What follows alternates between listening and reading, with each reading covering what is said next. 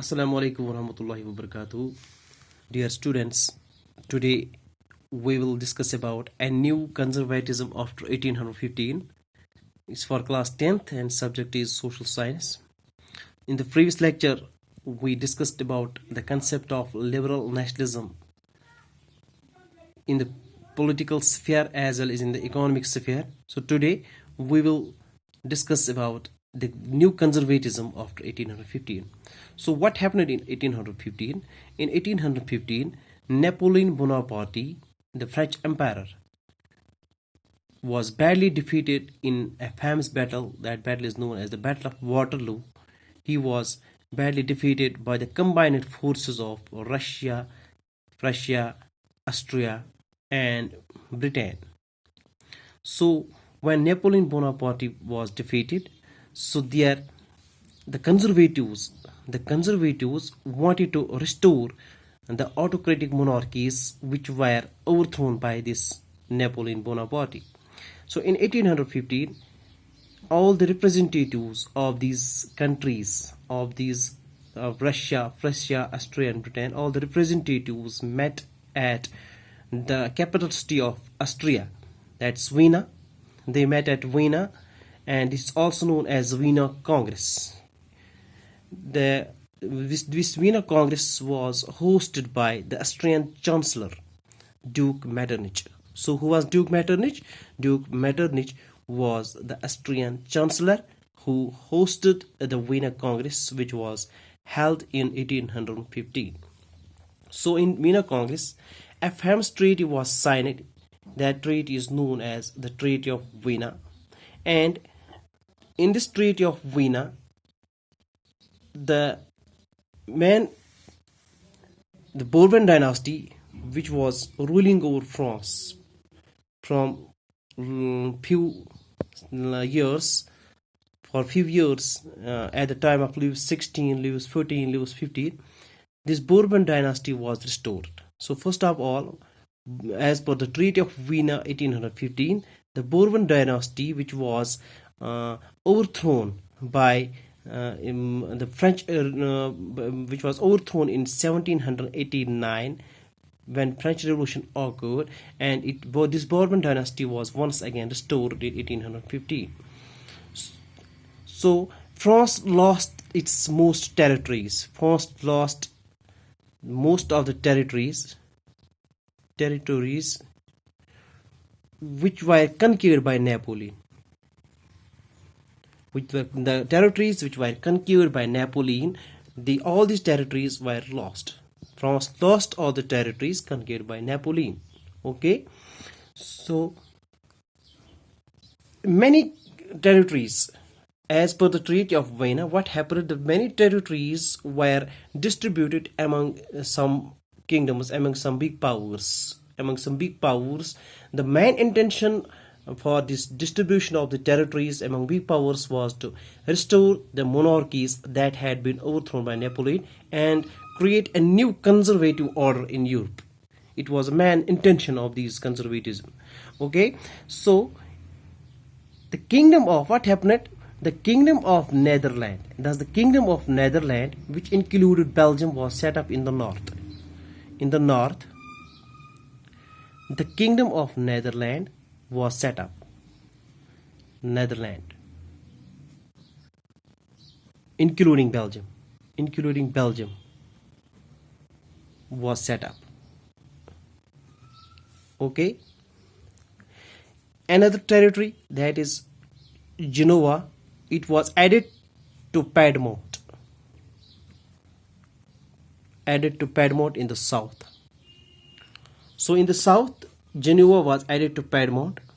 In the north, Netherlands, the kingdom of Netherlands, including Belgium, was set up. Okay, the Prussia was given some important new territories on the western frontier. Prussia was given some new territories in the west. Now Austria was given the control of northern Italy. Northern Italy. Control of northern Italy. And the German Confederation, which was made by Napoleon Bonaparte, the confederation of 39 states, was left untouched. It was left untouched. Okay, so all these regions now in the kingdom of Netherlands was set up, where autocratic monarchy was restored. Genoa was added to the Piedmont, where autocratic monarchy was restored. Prussia was given to the new territories in the west, where autocratic monarchies were restored. Austria was given the control of northern Italy, and there also the autocratic monarchies were controlled. So all these autocratic monarchies did not tolerate the criticism.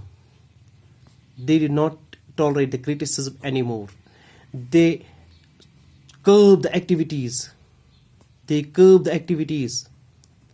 Activities that questioned the legitimacy of the autocratic governments. Okay, most of these autocratic rulers, which were set up in these different parts of the European continent, they imposed some harsh laws, just like the censorship laws. We have already discussed about the censorship laws. These were the laws which are imposed upon press to curb the voices of the common people, of the revolutionaries. Okay, the censorship, ban on newspapers, ban on some books, ban on some plays and some songs also. Actually, these were implemented, the censorship was implemented to curb the idea of liberty and freedom, which was emerging after the emergence of new middle class. So okay, that was all about a new conservatism after 1815. So if we sum up, in 1815 Napoleon was defeated in a famous battle. That battle is known as Battle of Waterloo. In 1815 a famous congress was held. That congress is known as Vienna Congress, which was hosted by the Austrian Chancellor Duke Metternich. And in this Vienna Congress a famous treaty was signed. That treaty is known as Treaty of Vienna in 1815. In 1800, this treaty, many things happened, just like the Bourbon dynasty, which was overthrown in 1789, was restored once again into power. The France lost much of its territories that were conquered by Napoleon. So many new territories were distributed amongst some other regions. In the north, if we look in the north, the kingdom of Netherlands, including Belgium, was set up. The Genoa was added to the Piedmont in the south. Prussia was given some important territories in the west. Austria was given the control of northern Italy. So in all these territories there existed some autocratic monarchies. These autocratic monarchies did not tolerate the criticism. They always curbed activities of the revolutionaries, activities of the common people. They imposed some laws, just like the censorship laws, which was imposed upon the newspapers, on books, on plays, on some songs that would reflect the ideas of liberty and freedom. Now they were not able to talk about liberty, talk about freedom. Okay, so that was all about a new conservatism phase. Actually, this was a new phase, a new chapter that was started after 1815 in Europe after Napoleon's death in the Battle of Waterloo. So that was all for today. Thanks. Goodbye.